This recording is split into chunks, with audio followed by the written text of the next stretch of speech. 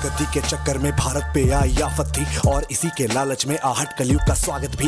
ऊंच नीच और भेदभाव भी इसी कथा के हिस्से हैं। कर्म धर्म संग्राम त्याग के इसमें अनगित किस्से हैं। इन किस्सों के कारण ही तो कुरुक्षेत्र संग्राम हुआ था। रिश्तों के किस्सों में उलझे हिस्सों का परिणाम हुआ था। श्री कृष्ण ने महासमर में कार्य किए थे मिले जुले। दुर्योधन को सेना दे दी और अर्जुन को स्वयं मिले। चतुरांगिणी सेना पाकर दुर्योधन मन में खुश था, पर अर्जुन के मन में भी तो कहीं नहीं किंचित दुख था। कहा कृष्ण ने महासमर में ना अस्त्रों को थारूंगा, मात्र सारथी बन अर्जुन का रथ में रण में उतारूंगा। अर्जुन को नादान समझकर दुर्योधन फिर फूल गया। माधव की मायावी माया बेचारा भूल गया। पितामह ने भी कृष्णा की प्रतिज्ञा के वचन सुने। वचनों को सुनकर मन ही मन जाने क्या क्या भाव बुने। वो पितामह जो तन मन से कौरव सेना को अर्पित थे। वो पितामह जो राजा की गद्दी को सदा समर्पित थे। वो पितामह जिनके अस्त्रों शस्त्रों पे लक्ष्य सुरंकित थे। वो पितामह जिनकी शक्ति से सभी देवता शंकित थे। वो पितामह जिनके शस्त्रों से अंबर तक फट जाता था। वो पितामह जिनके तीरों से गंगा जल रुक जाता था। वो पितामह जिनके तीरों से गंगा जल रुक जाता था। वो पितामह जिनके तीरों से। जब सुने उन्होंने वचन कृष्ण के मन ही मन मुस्काए। सोच लिया कि मौका आया माधव को झुटलाया जाए। पितामह के यह विचार सुन सहमी सहमी प्रज्ञा थी। एक तरफ थी कृष्ण प्रतिज्ञा, दूसरी भीष्म प्रतिज्ञा थी। दादा की बातों को सुनकर अर्जुन मन ही मन विचलित था, क्योंकि उनकी सभी शक्तियों से वह पूरा परिचित था। वो जान चुका था पितामह ने जैसे जो भी ठान लिया, क्रूर काल ने भी उनकी इच्छा को वैसे मान लिया। प्रतिज्ञा पूरी करने को वह कुछ भी कर डालेंगे। कुरुक्षेत्र की इस भूमि को लाशों से भर डालेंगे। मुझ बालक को भी लगता है अब उनसे लड़ना होगा। संभव है कि मृत्यु के भी चरणों में चढ़ना होगा।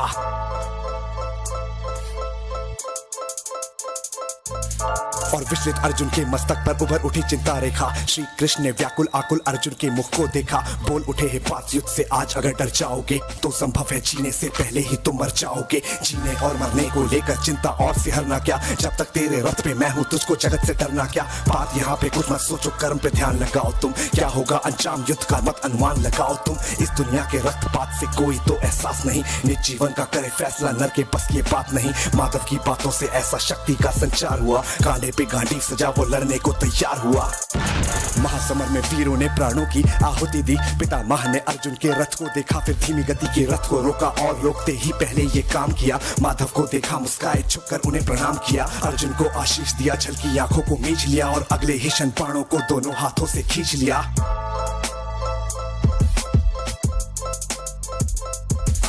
चढ़ा धनुष पर बाण उन्होंने खींचा जब प्रत्यंचा को। लाखों की संख्या में करते सेना की हत्या वो। शस्त्रों की वर्षा से अंबर था फट जाने को। आसमान में बाण चीर कर नील गगन छू जाने को। शहर शिखर तक ध्वनि तरंगे टकरा कर गिरते थे। लगता था कि कुरुक्षेत्र में काले बादल घिरते थे। पितामह के तीरों से पूरा भूमंडल डोल उठा। कुरुक्षेत्र का महावीर वो हर हर बम बम बोल उठा। तलवारों के टकराने से ध्वनि गूंजती थी टन टन। धार हवा के सीने पे दस्तक देती सनन सनन। मस्तक पर अंकुश टकराने से करते थे गर्जन।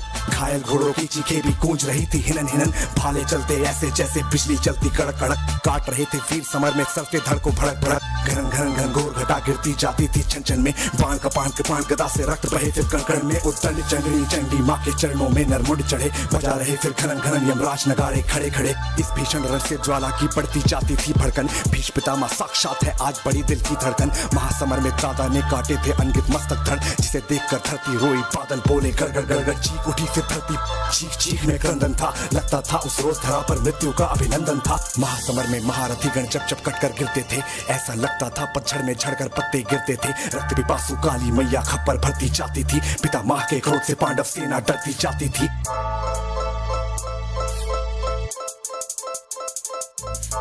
उनके आगे जो भी आया वध उसका तत्काल हुआ। उसी वीर के रक्त धार से तल भूमि का लाल हुआ। इतना रक्त पिया धरती ने और नहीं पी पाती थी। बहे लहू की धारा जैसे नदियां बहती जाती थी। बर्बादी को देख पार्थ ने जब गांडीव उठाया तो उसके द्वारा अपना पहला बाण चलाया तो भीष्म पितामह के बाणों से टकरा कर वो टूट गया। अर्जुन का गांडीव भी उसकी मुट्ठी से छूट गया। भीष्म पितामह को मैं ऐसे मनमानी न करने दूंगा, चाहे जो भी हो अर्जुन को ऐसे मैं न मरने दूंगा। यह कहकर माधव ने रथ के पहिए को उठा लिया। उसे सुदर्शन चक्र बनाकर पितामह की ओर किया। माधव की यह मुद्रा मानो महाकाल से मिलती थी। उनकी इस मुद्रा से जैसे पूरी पृथ्वी हिलती थी। माधव को देखा ऐसे और दादा मन में फूल गए। हाथ जोड़कर पूछा, माधव अपनी प्रतिज्ञा भूल गए क्या?